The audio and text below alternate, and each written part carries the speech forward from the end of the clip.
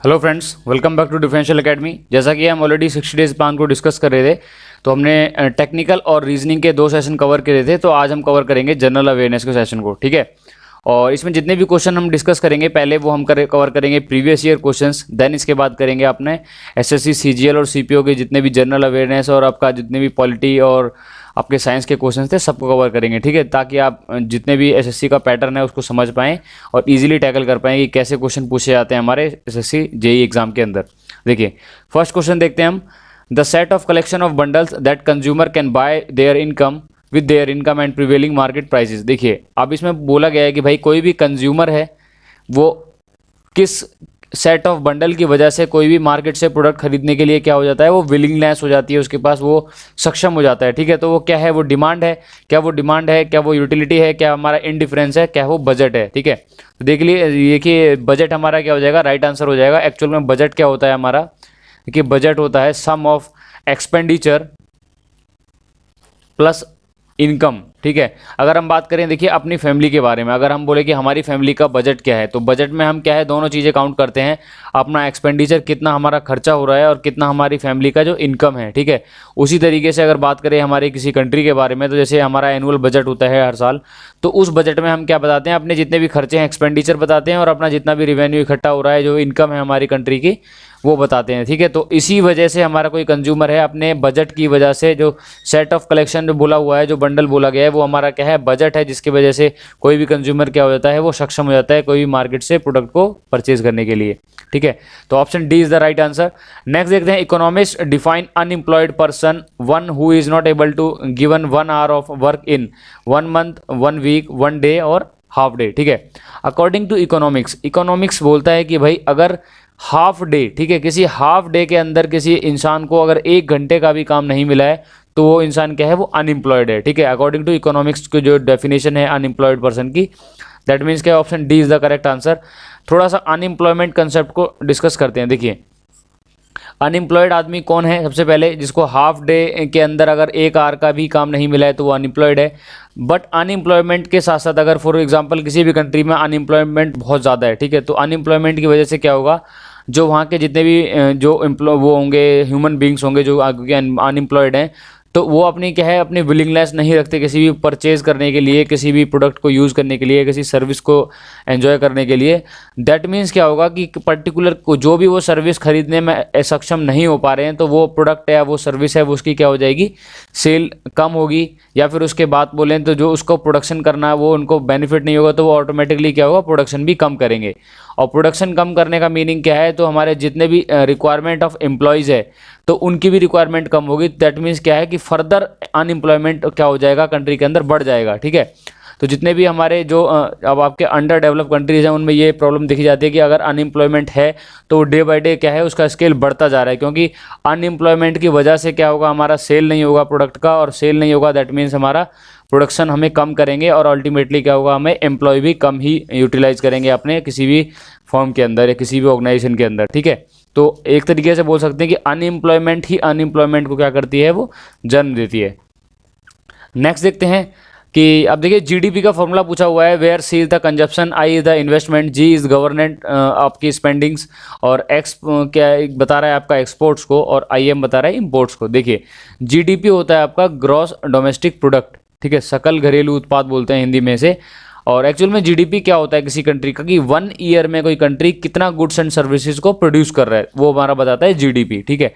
और जीडीपी के अंदर हम जो काउंट करते हैं वो क्या क्या करते हैं, देखिए सबसे पहले काउंट करते हैं हमारे, सबसे पहले जैसे हमारे इसमें दिया हुआ है गवर्नमेंट स्पेंडिंग, कितना गवर्नमेंट हमारा क्या है, खर्चा कर रही है, ठीक है। तो गवर्नमेंट स्पेंडिंग सबसे पहले आती है हमारी जीडीपी के अंदर, ठीक है। तो ये हो गया आपका जी, प्लस इन्वेस्टमेंट्स, इन्वेस्टमेंट क्या क्या है हमारी, ठीक है, प्लस इन्वेस्टमेंट उन्होंने जहाँ भी प्रोजेक्ट में इन्वेस्ट किए वो। फिर उसके बाद आती है कंजप्शन, कितने हमारे कंजप्शन हो रहा है, कितना खर्च हो रहा है, ठीक है। और प्लस एक्सपोर्ट, एक्सपोर्ट करने पे पैसा हमें मिलता है, किसी कंट्री को देते हैं, ठीक है। और माइनस इंपोर्ट, इंपोर्ट में हमें किसी कंट्री को देना पड़ता है अकॉर्डिंग टू भाई हम वहाँ पे कितनी ड्यूटी हम दे के हम उस प्रोडक्ट को या किसी सर्विस को हम अपने कंट्री में इंपोर्ट कराते हैं, ठीक है। That means G plus I plus C plus export minus import, that means option B is the correct answer, ठीक है। तो आपको जीडीपी का फॉर्मूला है ये याद रखना है, मैथमेटिकल फॉर्मूला है।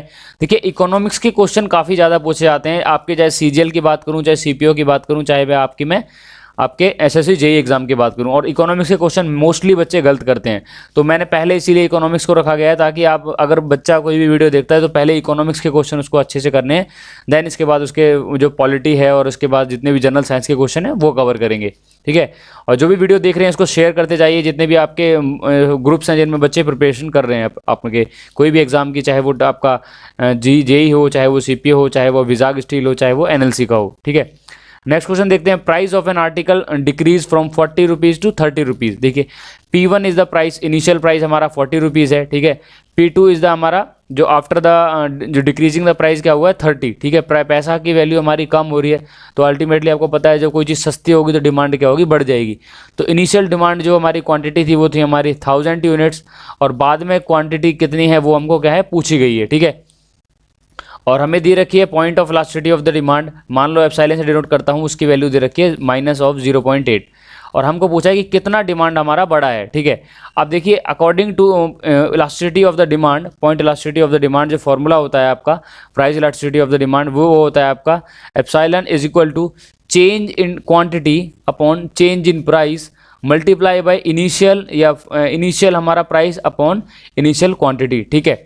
तो चेंज इन क्वांटिटी क्या हो जाएगी, डेल्ट क्यू हम निकालते हैं, that is equal to Q2 minus Q1 which is equal to Q2 हमें निकालना है, Q1 हमें क्या है 1000 यूनिट्स, और डेल P हो जाएगा आपका 40, P2 minus P1 that is 30 minus 40 is equal to -10, क्योंकि प्राइस डिक्रीज हो रहा है इसीलिए क्या है माइनस का सिंबल है, ये चीज़ ध्यान रखना, ठीक है। और हमारी देखिए अगर प्राइस घटा है तो Q2 हमारा ये वैल्यू क्या आएगी, पॉजिटिव हो जाएगी, बिकॉज हमारा प्राइस घटा है तो डिमांड अल्टीमेटली बढ़ेगी। अगर नेगेटिव आंसर है दैट मीन्स आपने कहीं ना कहीं कोई मिस्टेक की है। तो वैल्यू पुट करिए, देखिए 0.8 is equal to del Q हो जाएगा हमारा Q2 माइनस 1000, ठीक है, divided by del P is equal to -10 multiply by P1 is the initial price that is 40 and Q1 is the initial amount of demand that is equal to 1000 units, ठीक है। अब जब हम मल्टीप्लाई करेंगे, ठीक है, क्रॉस मल्टीप्लाई करेंगे, solve करेंगे, तो Q2 हमारा आंसर निकल के आएगा दैट इज 1200 यूनिट, ठीक है। दैट मीन्स क्या है हमारी जो डिमांड है वो क्या हो गया, इंक्रीज हो चुकी है, that means option C is the correct answer. Next देखते हैं, monotonicity of the preference implies that the indifference curve. देखिए मोनोटोनिसिटी जो कर्व होती है वो बताती है हमारी स्लोपिंग कर्व, ठीक है, वर्सेस गुड्स 1 है, ये गुड्स हमारा सेकंड गुड्स है, तो ये हमारा कर्व बताता है, स्लोपिंग कर्व बताता है जो कि डाउनवर्ड्स जो स्लोप होता है उसका, ठीक है। तो option C is the correct answer. Next देखते हैं, which of the following writ is issued when the court find the particular office holder is not doing the legal duty. देखिए अगर कोई भी पर्टिकुलर डिपार्टमेंट है, ठीक है, अपना काम कोई प्रॉपर लीगली तरीके से नहीं कर रहा है, तो जो रिट एक जारी होती है, ठीक है, रिट जारी होती है, एक परमिशन जारी होती है, वो करता है तो आपका हाई कोर्ट के पास है और आपका अथॉरिटी, या आपका सुप्रीम कोर्ट के पास है, ठीक है। और ये रिट जारी करेगा, ठीक है, और ये रिट जारी को हम कौन सी इसको बोलते हैं, आपका क्या नाम बोलते हैं इसको, ठीक है, कौन सी रिट है इसको, हम इसको अगर हम इसको प्रोनाउंस करते हैं तो वो पूछा गया है। तो ऑप्शन ए है हमारा मैंडमस रिट, हैबेस कॉर्पस, प्रोहिबिशन या को वारंटो, ठीक है। तो इसको बोलते हैं हमारा option A is the correct answer, बाकी हमारे क्या हो जाएंगे, रॉन्ग हो जाएंगे, मैंडमस बोलते हैं इसको, ठीक है। और ये हमारी पावर होती है किसके पास होती है, आपके हाई कोर्ट के पास और सुप्रीम कोर्ट के पास, ठीक है। Option A is the correct answer. और देखिए किसी भी अथॉरिटी को जो भी अगर कुछ भी अगर अब हमारी अथॉरिटी अगर इशू की गई है, ठीक है, कोई भी अथॉरिटी इशू की गई है तो हम उसको बोलते हैं लाइक रिट भी बोलते हैं, ठीक है। वारंट होता है वो भी इशू होता है हमारा मजिस्ट्रेट से, ठीक है। ये वारंट के बारे में बात करें, या कोई भी एक ऑर्डर है, ठीक है, या फिर बात करें डायरेक्शन से, जैसे कोई भी स्टेट में अगर कोई रैली करानी है तो डायरेक्शंस या ऑर्डर हमें किससे लेने होंगे, आप उसके डिस्ट्रिक्ट मजिस्ट्रेट से लेने होंगे, ठीक है। ये एक तरीके से बोल सकते हैं कि रिट का ही मतलब एक टाइप है, बट क्या है, जो किसी भी डिपार्टमेंट के लिए जो आपका अथॉरिटी है वो हाई कोर्ट और सुप्रीम कोर्ट के पास है, बट कोई भी अथॉरिटी या फिर कोई भी इशू हो रही है, कोई भी चीज़ अथॉरिटी या कोई परमिशन है, तो उसके को हम डिफाइन कर सकते हैं लाइक ऑर्डर्स हैं, वारंट हैं, रिट है। उसी तरीके से रिट है क्या, जो कि हमारा हाई कोर्ट और सुप्रीम कोर्ट क्या करता है, वो आपका परमिशन करता है, इशू करता है, ठीक है। नेक्स्ट देखते हैं, a few days before independence the Maharaja of Budhachandra Singh sign the instrument of the accession of the Indian government, ठीक है।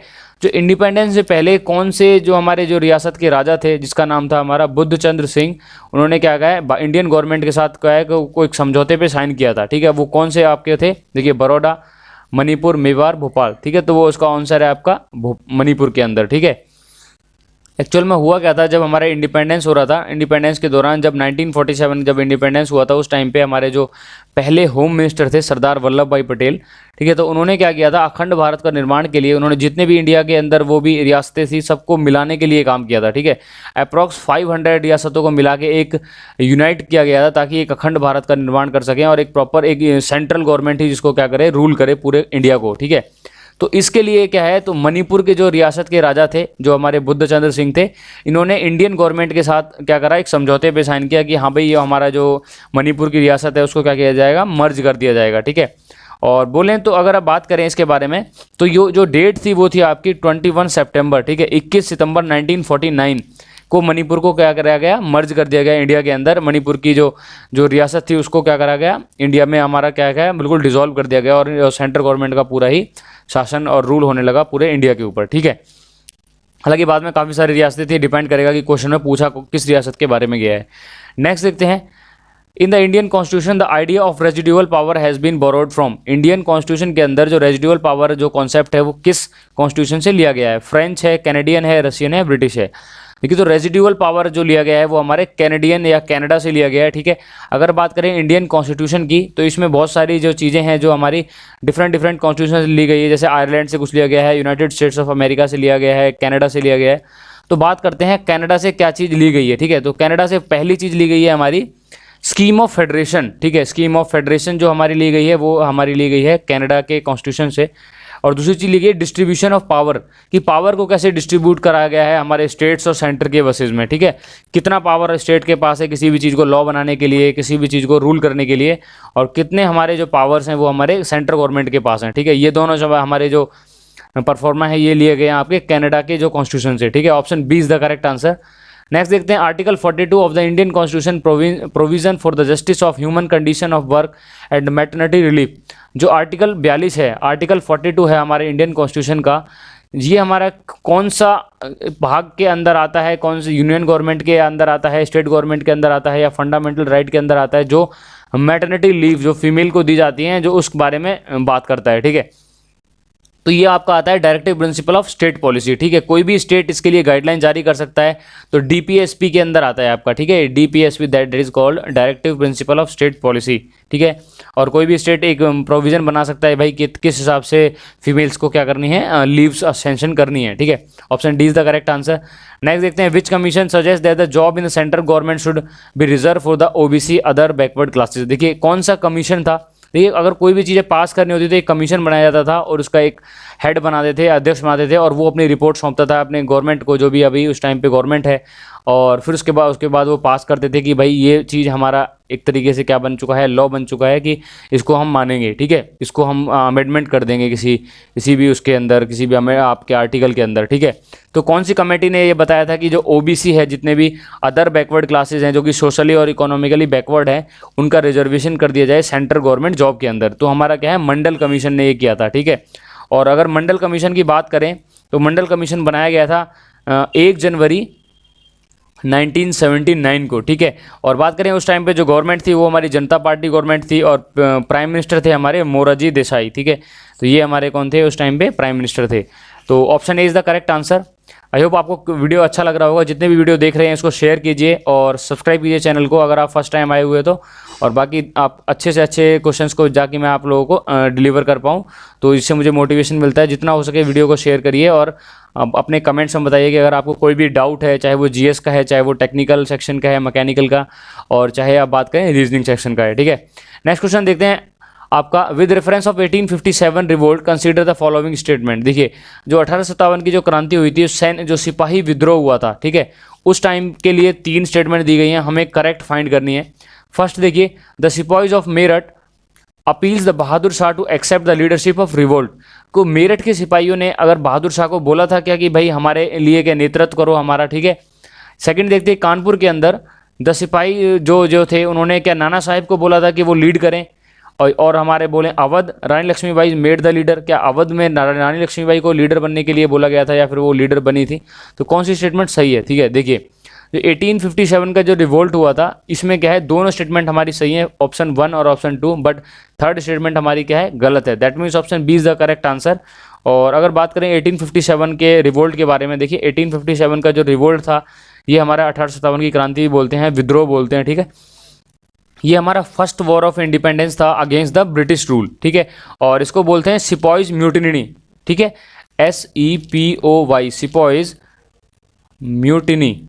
इसका मीनिंग होता है आपका सिपाही विद्रोह, ठीक है। तो ये वर्ड कई बार बच्चों को थोड़ा सा अटपटा लगता है, तो मैं इसको इसलिए इसको हाईलाइट कर रहा हूँ। तो इस वर्ड को ध्यान रखना, सिपॉइज म्यूटिनी का मीनिंग होता है सिपाही विद्रोह, और ये सिपाही के द्वारा किया गया भारत का क्रांतिकारी पहला विद्रोह था जो कि हमारे ब्रिटिश रूल के अगेंस्ट किया गया था, ठीक है। नेक्स्ट क्वेश्चन देखते हैं। One of the most important description of the city fill in the blank in the 15th century comes from the Abdul Razzaq Samarqandi, ठीक है। अब्दुल रजाक समरकंडी तो जो थे हमारे, इन्होंने क्या है 45 पेज का एक नरेटिव लिखा था। तो इन्होंने किस शहर के बारे में बताया था, ठीक है।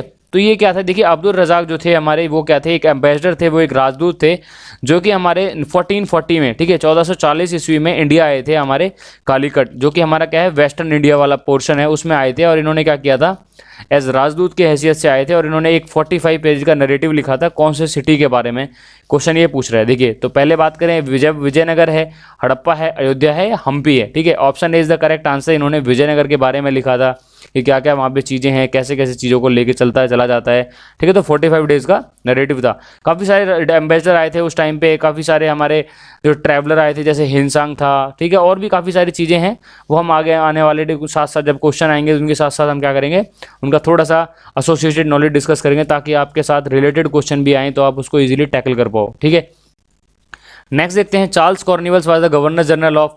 बेसिक सिंपल क्वेश्चन है, जब हमारा परमानेंट सेटलमेंट आपका इंट्रोड्यूस किया गया था तो उस टाइम पे कौन से हमारे जो गवर्नर जनरल थे, तो ये आपके थे चार्ल्स कॉर्नवालिस, और ये कहाँ के थे, बंगाल के थे, ठीक है।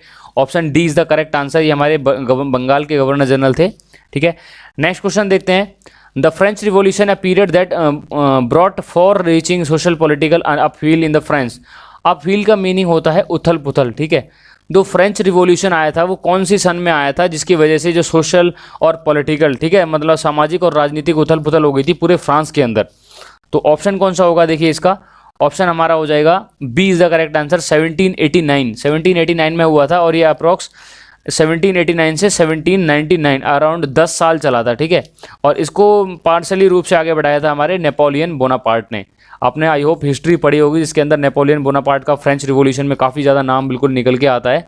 तो नेपोलियन बोनापार्ट उस टाइम पे इन्होंने इसको काफ़ी बढ़ाया था, इस आपके फ्रेंच रिवॉल्यूशन को, और जिसकी वजह से काफ़ी पॉलिटिकल और आपकी सोशल उथल पुथल हो गई थी पूरे फ्रांस के बिल्कुल सिस्टम के अंदर, ठीक है। वहाँ पे प्रॉपर गवर्नमेंट बहुत ज़्यादा उथल पुथल हो गया था, प्रॉपर रूल नहीं हो रहा था, लोग परेशान थे काफ़ी ज़्यादा, और रिवोल्ट हो रहे थे काफ़ी ज़्यादा, ठीक है। तो फ्रेंच रिवॉल्यूशन के बारे में ये सारी चीज़ें हैं, थोड़ा सा क्या है, इसको आप एसोसिएट कर सकते हो इस क्वेश्चन के साथ।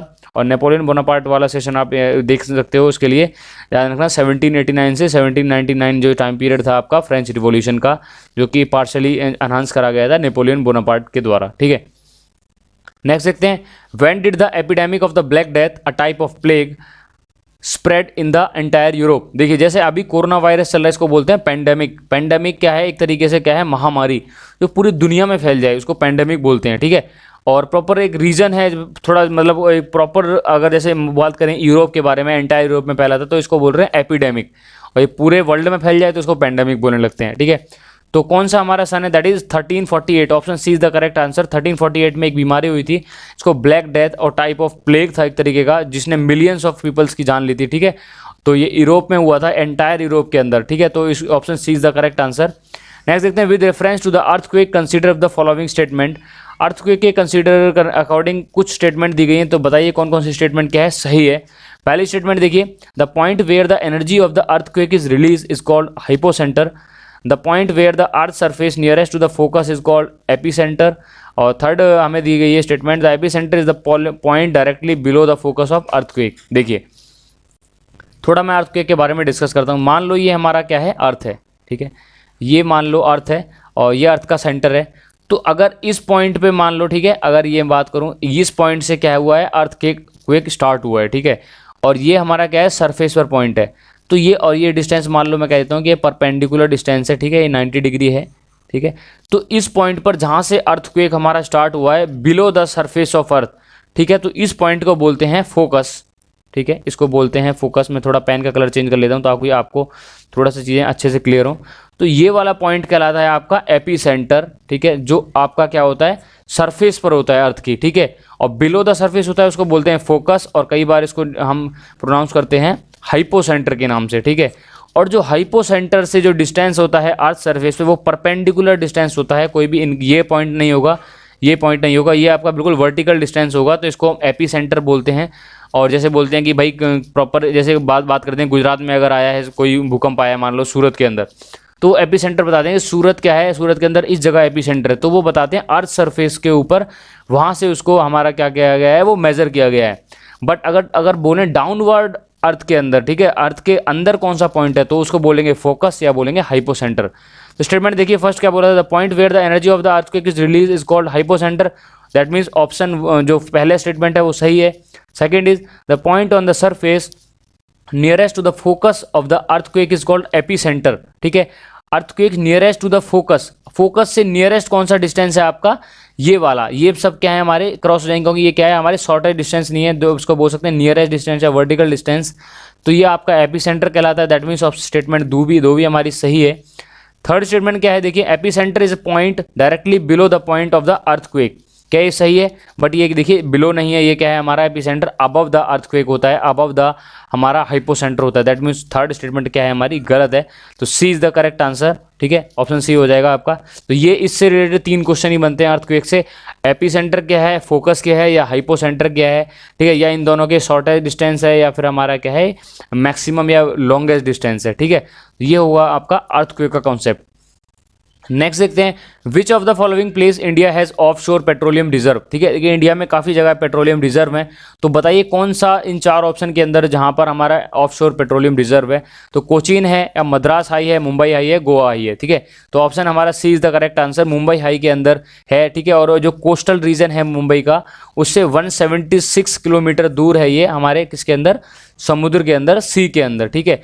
और क्या होता है, एक ऑयल रिजर्व होता है, जब हमारा कोई भी अगर हमारा डिपार्टमेंट है जो इसको फाइंड करता है कि पानी के अंदर क्या है, ऑयल रिजर्व है, तो पानी के अंदर ही क्या सेटअप करा जाता है, एक रिफाइनरी लगाई जाती है, जो क्या करता है ऑयल को क्या करता है, निकालता है वहाँ से, और पाइप के थ्रू क्या करते हैं उसको फिर रिफाइन करते हैं। तो ये ऑपरेट करी जाती है हमारा ONGC, oil and natural gas corporation की वजह से, जो काम करता है यहाँ पे, रन करता है जो इस आपके ऑयल रिजर्व को, और वहाँ से तेल निकाले का काम करता है, ठीक है। और ONGC क्या है, एक आपकी सेंट्रल गवर्नमेंट की PSUs भी है, ठीक है। और अगर बात करते हैं तो आपके मुंबई के बारे में, तो मुंबई कहाँ पड़ता है आपका, महाराष्ट्र के अंदर, ठीक है।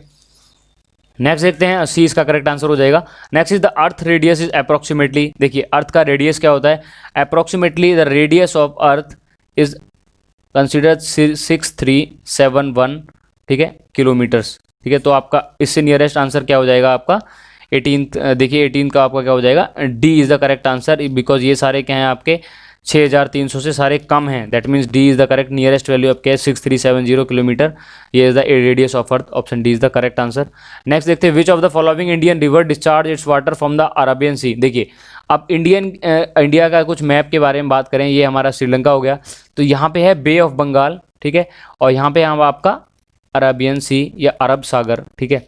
तो पूछ रहे कौन सी जो रिवर है वो हमारी क्या कर रही है, अरब सागर के अंदर गिर रही है, ठीक है। तो आप एक ट्रिक याद रखिए, VNST, V फॉर विंध्याचल आपकी जो पर्वत श्रेणी है, N for Narmada river, S for क्या है सतपुड़ा जो आपकी श्रेणी है, और T फॉर क्या है तापी रिवर, ठीक है। जो नर्मदा रिवर है वो फ्लो करती है हमारी क्या है करती है आपके वेस्ट डायरेक्शन में, ठीक है। ये ईस्ट हो गया, ये वेस्ट हो गया, ये आपका साउथ वाला पोर्शन है, और यहाँ पर क्या होगा आपका नॉर्थ पोर्शन होगा।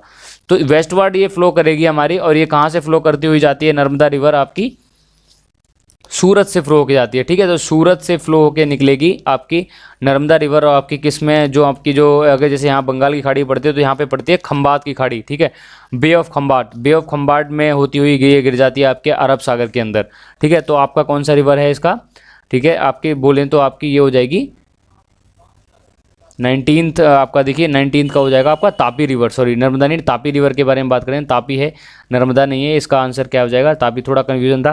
तो Tapi is the correct answer. Tapi river आपकी फ्लो होके जाती है सूरत से होके, और आपकी बे ऑफ बंगाल की वजह से की नाम ना गिर के ये क्या है अरब सागर में, जो आपकी गल्फ ऑफ खंबात है उसके थ्रू गिर जाती है आपके अरब सागर के अंदर, ठीक है। तो तापी हमारा आपका करेक्ट आंसर है, ठीक है। 19th का option B is the correct answer, Narmada नहीं करना है, ठीक है। थोड़ा सा कन्फ्यूजन आप देखना, VNST तो आपका नर्मदा नहीं है, नर्मदा आपकी की वजह क्या है, आपकी तापी रिवर है, ठीक है।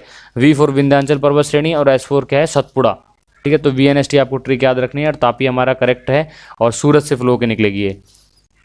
नेक्स्ट देखते हैं, the Khardung La pass is associated with which mountain. तो खरदुंग ला पास है कौन से माउंटेन से एसोसिएटेड है। देखिए सबसे पहले बात करते हैं, ये लद्दाख के अंदर पाया जाता है, जो कि कहाँ है, हमारे जम्मू कश्मीर के अंदर है, ठीक है। That means option B is the correct answer. और खरदुंग ला पास क्या है हमारा, जिसको बनाया गया था 1976 में, ठीक है। और पब्लिक के लिए इसको 1978 में खोल दिया गया था, और इसको एंट्रेंस बोलते हैं, जो आपका श्योक और नुब्रा वैली है उसका एंट्रेंस भी इसी को बोलते हैं आपके खरदुंग ला पास को, ठीक है। That means option B is the correct answer. Next देखते हैं, which of the following has a fusiform root. Fusiform root कौन सा है इसमें, देखिए कैरेट है, रेडिश है, बीट रूट है, पोटैटो है। देखिए गाजर है या आपका, या मूली है, या आपका क्या है, बीट रूट बोलते हैं आपके चकुंदर को, और या फिर आलू है। तो कौन सा फ्यूजीफॉर्म रूट है, देखिए तो फ्यूजीफॉर्म रूट कौन सा है इनमें से, वो है आपका B is the correct answer. वो आपका क्या है, मूली है, जो आपका रेडिश बोलते हैं इसको आप, ठीक है। नेक्स्ट देखिए, double fertilisation is a complex fertilisation mechanism of. जो डबल फर्टिलाइजेशन होता है वो कौन से आपके इन ऑप्शन में दिए गए ऑप्शन में से होता है। जिम्नोस्पर्म के अंदर होगा, मोनोकोटस होगा, एंजियोस्पर्म होगा, या ब्रायोफाइटस होगा, ठीक है। तो ये आपके क्या है, बायोलॉजी स्टार्ट हो गई यहाँ से, ठीक है। जैसे ये प्लांट्स का आपका क्वेश्चन था, तो ये आपका रिप्रोडक्शन या पर आपके फर्टिलाइजेशन से रिलेटेड क्वेश्चन है, तो आपका क्या होगा, angiosperm is the correct answer. जो एंजियोस्पर्म होते हैं इनके अंदर जो रिप्रोडक्शन होता है, ठीक है, वो आपका कॉम्प्लेक्स फर्टिलाइजेशन मैकेनिज्म यूज़ करते हैं ये लोग, ठीक है। तो ये आपका लाइक फ्लावर्स के बारे में बात करें, ठीक है, फ्लावर्स होता है इनका रिप्रोडक्शन स्ट्रक्चर इनका किस तरीके का होता है, काफ़ी कॉम्प्लेक्स होता है, ठीक है। और आपका नेक्स्ट क्वेश्चन देखते हैं, the nuclear membrane is absent in the cell of organism belonging to which kingdom. कौन से ऐसे किंगडम है जिनके अंदर न्यूक्लियर जो आपका जो केंद्रक होता है उसकी मेम्ब्रेन नहीं होती। मोनेरा है, प्रोटिस्टा है, फंगी है, या प्लेंटिया है, ठीक है। तो 23 का बात हो जाएगा, that is option is the correct answer. Monera की बारे में बात करें तो मोनेरा के अंदर क्या होता है, आपका न्यूक्लियस मेम्ब्रेन नहीं होती, और ये क्या होते हैं, यूनिसेल्युलर होते हैं, ठीक है। और यूनिसेल्युलर ऑर्गेनिज्म होते हैं, और लाइक द बैक्टीरिया भी इसका एक एग्जाम्पल है। बैक्टीरिया के अंदर क्या होता है, न्यूक्लियर मेम्ब्रेन एब्सेंट होती है, ठीक है। और ये कौन से ऑर्गेनाइजेशन के अंदर आते हैं, ये यहाँ पे आते हैं प्रोकैरियोटिक सेल, ठीक है। प्रोकैरियोटिक सेल ऑर्गेनाइजेशन के अंदर आते हैं, जिनके अंदर न्यूक्लियर का मेम्ब्रेन बिल्कुल भी क्या नहीं होता है, एब्सेंट होता है, ठीक है। और जो किंगडम है उसको बोलते हैं मोनेरा, ठीक है। नेक्स्ट क्वेश्चन देखते हैं, 24th question, fill in the blank are composed of the long fibrous protein as filament that slide past each other when the muscle contract or relaxes। तो इनमें से कौन सा है जो आपका जब जो लॉन्ग फाइब्रस प्रोटीन और फिलामेंट से मिलके बना हुआ है, व्हेन द मसल जब कॉन्ट्रैक्ट और रिलैक्स करती हैं उस टाइम पे क्या होता है, स्लाइड करता है। देखो मायोफिब्रिल है, सैक्रोमर्स है, क्रॉस ब्रिजेस है, जेड ब्लेंड है, ठीक है। 24th का क्या हो जाएगा आपका, B is the correct answer, that is sarcomeres, ठीक है। सार्कोमर्स होते हैं जो हमारे क्या करते हैं, बहुत लॉन्ग फाइबर होते हैं प्रोटीन किससे बने हुए, और एज अ फिलामेंट जब हम हमारी मसल मूव करते हैं तो क्या करते हैं, स्लाइड करते हैं, ठीक है। तो option B is the correct answer. Next देखते हैं, which of the following is the first stage of meiosis. देखिए मीटियोसिस का जो फर्स्ट स्टेज कौन सा होता है, देखिए मीटियोसिस के अंदर क्या होते हैं, हमारे 4 स्टेज होते हैं, ठीक है। और मीटियोसिस में क्या होता है कि कोई भी हमारा एक जो न्यूक्लियस है, ठीक है, रेप्लिकेट न्यूक्लियस है, वो क्या करता है, वो हमारा डिवाइड हो जाता है, ठीक है। डिवाइड होने के बाद तो अगर वो डिवाइड हो रहा है तो एक न्यूक्लियस 2 में डिवाइड होगा, तो इस प्रोसेस को बोलते हैं म्यूटोसिस, ठीक है। और म्यूटोसिस के फेजेज होते हैं, जैसे फर्स्ट फेज होता है आपका प्रोफेज, सेकंड फेज होता है प्रोमेटोफेज, ठीक है। थर्ड फेज को बोलते हैं metaphase, and fourth one is anaphase, और लास्ट में क्या होता है, टेलीफेज, ठीक है। तो 5 प्रोसेस के अंदर जो हमारा एक न्यूक्लियस 2 में कन्वर्ट होता है, तो इस प्रोसेस को बोलते हैं मीटियोसिस। तो बोल रहा है इसमें फर्स्ट फेज कौन सा है, ठीक है।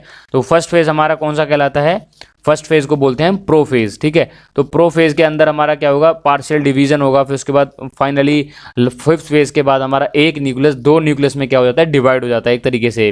तो इस प्रोसेस को म्यूटोसिस बोलते हैं, और the initial phase is called prophase. और लास्ट फेज के बारे में क्वेश्चन आता है, कंप्लीट फेज तो नहीं पूछते, तो लास्ट फेज हमारा क्या होता है, टेलीफेज हमारा लास्ट फेज है। और प्रोफेज हमारा क्या है, फर्स्ट फेज ऑफ मिटोसिस है। ठीक है, नेक्स्ट देखते हैं the scientific and objective study of animal. देखिए ऑब्जेक्टिव स्टडी ऑफ आपका एनिमल और साइंटिफिक स्टडी ऑफ एनिमल को आप क्या बोलेंगे, तो आपको बोलते हैं, मान लो आपके पास ऑप्शन है इथोलॉजी, एंटोमोनोलॉजी, इकोलॉजी और इथोनिक्स। तो आपका ऑप्शन कौन सा हो जाएगा, option A is the correct answer. Ethology is the science जहाँ पे हम स्टडी करते हैं एनिमल्स के बिहेवियर के बारे में, जो उनका नेचुरल एनवायरमेंटल जो बिहेवियर है। ठीक है, तो उसको इथोलॉजी बोलेंगे। Option A is the correct answer. Next is read the pairs given below. Size of the proton is 10⁻⁻15, length of the typical virus is 10⁻�8, distance of the sun from the earth is 10⁻5 and thickness of the paper is 10⁻1 in mm है। ठीक है, इन metres के बारे में बात करें तो क्या सही है, देखिए ऑप्शन कौन सा सही है। देखिए अब मैं बात करूं एक्चुअल जो हमारे बात करें कॉन्सेप्ट के बारे में, तो साइज ऑफ प्रोटोन है 10⁻⁻15 है, तो ये हमारा बिल्कुल सही है। वायरस के बारे में बात करें तो वायरस का जो साइज़ है 10⁻⁸, ये भी सही है। बट डिस्टेंस फ्रॉम द अर्थ ये एक्चुअल में क्या है, ये हमारा गलत है, बिकॉज डिस्टेंस फ्रॉम द सन और अर्थ है ये आपका 384.4 इंटू 10⁻6 मीटर्स। ठीक है, ये आपका क्या आएगा, ये आंसर आ जाएगा, दैट मीन्स, और थर्ड ऑप्शन गलत है। और थिकनेस ऑफ द पेपर की बात करें तो थिकनेस ऑफ द पेपर होती है 10⁻⁻4 मीटर्स। तो कुछ ये क्या है, स्टैटिक क्वेश्चन है, ये क्वेश्चन आपके क्या होंगे, बिल्कुल भी चेंज नहीं होंगे, आपको बस एज इट इज़ आपको इनको एक बार गो थ्रू करना है, क्योंकि ये क्वेश्चन सीधे क्या होते हैं, रिपीट होते हैं। एसएससी सीजीएल 2014 में ये क्वेश्चन आया था, सीपीओ में भी आया था 2016 के अंदर। तो सीधा क्या है, आपके कॉपी पेस्ट क्वेश्चन करता है टीसीएस आपके स्टैंडर्ड एग्जाम से, आपके जितने भी जनरल अवेयरनेस सेक्शन के हैं। ठीक है, करंट अफेयर हालांकि डिपेंड होता है कि भाई आप एक्चुअल में प्रेजेंट में चल क्या रहा है। ठीक है, उस पर डिपेंड है। तो स्टेटमेंट 1 और हमारी 2 सही है, दैट मीन्स 27 का ए इज़ द करेक्ट आंसर। आपके जो थर्ड और फोर्थ स्टेटमेंट क्या हो जाएंगे, रॉन्ग हो जाएंगे, बिकॉज एक्चुअल वैल्यू हमारी कुछ डिफरेंट होती है जो हमारे ऑप्शंस में दी गई है। नेक्स्ट देखते हैं which of the following is the correct formula of the magnification. ठीक है, मैग्निफिकेशन क्या होता है, मैग्निफिकेशन प्रोसेस होती है जब चीज़ों को हम बड़ा करके देखते हैं। ठीक है, इस प्रोसेस को बोलते हैं magnification with the help of lenses हैं आपके, या आपके मिरर्स के बारे में बात करें। और अगर हम छोटा करके देखेंगे तो उसको बोलेंगे, आपको मैग्निफिकेशन की जगह उसको बोलेंगे मिनीफिकेशन या डी मैग्निफिकेशन। ठीक है, और बात करते हैं कॉनकेव मिरर के लिए। कॉनकेव मिरर के लिए जो फॉर्मूला होता है वो होता है आपका माइनस ऑफ, ठीक है, इमेज डिस्टेंस। ठीक है, image distance upon object distance. ठीक है, तो अगर मैं इमेज डिस्टेंस को v से डिनोट करता हूँ तो minus of v upon u, u is the object distance, v is the image distance. तो ऑप्शन हमारा कौन सा हो जाएगा, देखिए ऑप्शन हमारा A is the correct answer, minus of image distance divided by object distance is the correct answer for the concave mirror. ठीक है, और नेक्स्ट देखते हैं thermodynamic process during which a volume of the close system in consideration remain constant. अब thermodynamic process के बारे में देखिए बात करें, अगर 4 प्रोसेस होती हैं where the volume is constant, तो वहाँ पर हम उसको बोलते हैं आइसोकोरिक प्रोसेस। ठीक है, if the temperature is constant then the process is known as isothermal process. If the pressure is constant then the process called isobaric process. ठीक है, और इफ़ द हीट ट्रांसफ़र, जो heat transfer of the body क्या है, zero है। ठीक है, मतलब क्या है, हीट ट्रांसफ़र क्या है हमारा, कांस्टेंट है, कोई भी हीट ट्रांसफ़र नहीं हो रहा है, चेंज इन हीट हमारा क्या है, जीरो है। तो वो प्रोसेस हमारी क्या कहलाती है, एडियाबैटिक प्रोसेस। ठीक है, तो ये हमारी क्या है, कुछ प्रोसेसेस हैं। और तो बात करें, और तो कौन सी प्रोसेस हुई हमारी कांस्टेंट वॉल्यूम के लिए अगर बात कर रहे हैं तो हमारी आइसोकोरिक प्रोसेस हो जाएगी। क्या होगा, process during which the volume of the close system is consideration remain constant. तो आपका वॉल्यूम कांस्टेंट है, दैट मीन्स क्या हो जाए, isochoric process. Option A is the correct answer. Next देखते हैं which of the following is the correct order of electromagnetic wave. Electromagnetic wave होती हैं जो क्या करती हैं आपकी 3 × 10⁸ स्पीड से चलती हैं, लाइक द लाइट की स्पीड है। ठीक है, तो ऑर्डर पूछा गया है, देखिए ऑर्डर कौन सा सही है। तो अब अगर बात करें स्टैंडर्ड ऑर्डर होता है वो आपका होता है रेडियो वेव्स। ठीक है, उसके बाद हमारा ऑर्डर होता है माइक्रोवेव्स। ठीक है, इंक्रीजिंग फ्रीक्वेंसी का जो ऑर्डर है, यहाँ पे फ्रीक्वेंसी क्या हो रही है, इनकी इंक्रीज हो रही है। और जो वेवलेंथ है वो क्या होगी, हमारी वेवलेंथ डिक्रीज होगी, क्योंकि c इज इक्वल टू क्या होता है, न्यू लैम्डा, और जो frequency inversely proportional to the wavelength होती है। ठीक है, जैसे रेड कलर का वेवलेंथ बहुत ज़्यादा है, तो अगर बात करें फ्रीक्वेंसी क्या है उसकी, कम होगी। ठीक है, तो रेडियो वेव्स से ज़्यादा फ्रीक्वेंसी माइक्रोवेव्स की होती है। देन उसके बाद आता है आपका विजिबल रेज। ठीक है, और उसके बाद आती हैं एक्स रेज। ठीक है, तो ऑप्शन कौन सा हो जाएगा आपका, option C is the correct answer, long radio waves, microwave, visible ray and X ray. ठीक है, ठीक है। तो ये क्वेश्चंस हैं आपके जनरल स्टडीज़ के सेट 1 के, ठीक है। इसके बाद हम क्वेश्चन डिस्कस करेंगे आपके सेट 2 के क्वेश्चंस, ठीक है। और प्रीवियस ईयर कंसेप्ट आपके जितने भी क्वेश्चंस कवर होने के बाद हम जो रीजनिंग और जो बाकी जो टेक्निकल हैं उनमें आपका स्टार्ट करेंगे। रीजनिंग की बात करें तो किरण और ARS अग्रवाल के मोस्ट एक्सपेक्टेड क्वेश्चंस, और टेक्निकल की बात करें तो इंजीनियरिंग सर्विसेज और गेट के 1 मार्क्स के क्वेश्चन। क्योंकि क्या करते हैं, अब धीरे धीरे जैसे लेवल बढ़ रहा है पेपर का, तो ऑब्जेक्टिव के साथ साथ कुछ स्लाइटली फार्मूला बेस्ड न्यूमेरिकल भी आने लगे हैं, ठीक है। तो उनको डिस्कस करेंगे पहले हम, और फिर उसके बाद हम कवर करेंगे दोबारा से आपका टेस्ट सीरीज स्टार्ट करेंगे, ठीक है। और अगर आपको कमेंट्स में कोई भी डाउट है तो आप पूछ सकते हैं। और मुझे एक थोड़ा सा क्वेश्चन पूछना है आप लोगों से, अगर आप चाहते हैं कि वीकेंड में मैं एक टेस्ट रखूं आपका मिक्स, चाहे वो टेक्निकल का हो, चाहे वो रीजनिंग का हो, चाहे वो आपका बात करें करंट अफेयर का हो, चाहे वो आप बात करें पॉलिटी वाले सेशन का हो, ठीक है। तो आप बताइए, मुझे सेशन दीजिए, क्या मैं उसको रखना चाहिए या नहीं रखना चाहिए, तो उसी हिसाब से मैं उसको शेड्यूल करूँगा। 30 मिनट का जो टेस्ट होगा उसमें हम क्या 45 क्वेश्चन को डिस्कस करेंगे, और ठीक है आपको आंसर मुझे कमेंट्स में बताना है, ठीक है। और मैं उसके लिए एक ड्राइव शीट भी बना दूंगा ताकि आप उसमें आपके आंसर्स फिल कर सको, ठीक है। तो ये आप कमेंट्स में बताना है कि भाई आपको टेस्ट वीकेंड में रखना है या नहीं रखना चाहिए मुझे, ठीक है। तो ऐसे ही वीडियोस के लिए सब्सक्राइब कीजिए डिफरेंशियल एकेडमी को। मिलते हैं आपके नेक्स्ट टेक्निकल लेक्चर में, जो आपका लेक्चर 3rd होगा, ठीक है। उसमें हम 2016 के सेकंड शिफ्ट के टेक्निकल क्वेश्चन को कवर करेंगे, ठीक है। तो हार्ड वर्क करते रहिए और अपना ख्याल रखिए, और बिल्कुल भी आप डिमोटिवेट नहीं होना है। जितना हो सके अच्छे से आप स्टडी करिए, अपने कॉन्सेप्ट को क्लियर करिए, और कोई भी डाउट होता है तो मुझे कमेंट्स में लिख सकते हैं, और मैंने अपनी मेल ID भी दे रखी है, आप मुझे डायरेक्ट मेल भी कर सकते हैं, ठीक है। तो मिलते हैं नेक्स्ट लेक्चर में। Thank you very much.